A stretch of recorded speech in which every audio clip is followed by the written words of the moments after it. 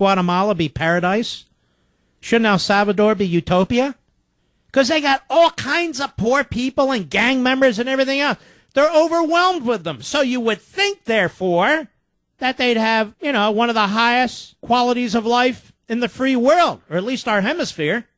But no. And you see, coming to the United States, that's all going to change. Suddenly, they're going to pretend we don't have welfare, we don't have food stamps, we don't have aid for dependent children, we don't have 1,000 other programs. No. Suddenly, they're going to become economic, free market capitalists with all the skills necessary to start businesses and create jobs. Yes, just like they did back home. Aren't you sick of being lied to? I know I sure as hell am.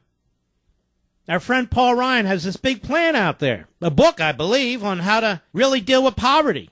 I guess it's to import more of it, since his buddy Luis Gutierrez seems to support this. And then when you address that, then we're told, like George Will, we can't assimilate little kids with bears? Or, what are you, racist? Don't you have compassion? Anyway, that's them. Truly pathetic. I want to read you a quote, because I saw it on one of my favorite websites, Instant Pundit, run by my buddy, Professor Glenn Reynolds. I want you to think about it. It's from, I don't read science fiction, but I understand this guy was a big science fiction writer, Robert Heinlein. Listen to this, though. It caught my attention. Throughout history, poverty is the normal condition of man. Advances which permit this norm to be exceeded here and there, now and then, are the work of an extremely small minority, frequently despised, often condemned, and almost always opposed by all right-thinking people. Whenever this tiny minority is kept from creating, or, as sometimes happens, is driven out of society, the people then slip back into abject poverty. This is known as bad luck. Absolutely brilliant, not only in its substance, but its conciseness. This is the answer to Barack Obama when he keeps talking about the 1%, and we got to grow the economy from the bottom up and the middle in. I mean, the idiot doesn't even know what he's talking about. Goes to a Chinese restaurant, he opens a fortune cookie. We got to grow the economy from the bottom up, the middle. Hey, I'm going to use that. Let me read it one more time, because I think it's truly compelling. Throughout history, poverty is the normal condition of man. Advances which permit this norm to be exceeded, here and there, now and then, are the work of an extremely small minority, frequently despised and often condemned, and almost always opposed by all right-thinking people.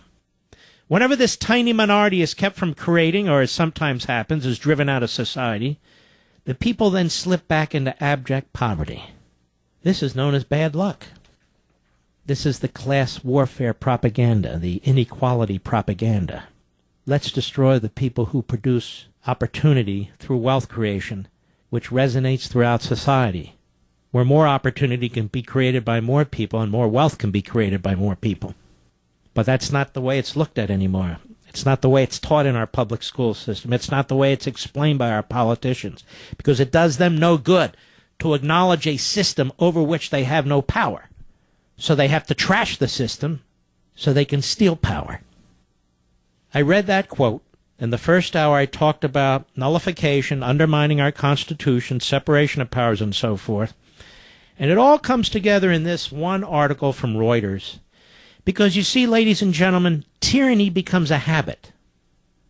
Tyranny becomes a habit. And lawlessness becomes a pattern and a practice. And that's what you're seeing, and you're going to see more of it. This is from Reuters. President Obama could act without congressional approval to limit a key incentive for U.S. corporations to move their tax domiciles abroad in so-called inversion deals, a former senior U.S. Treasury Department official said on Monday.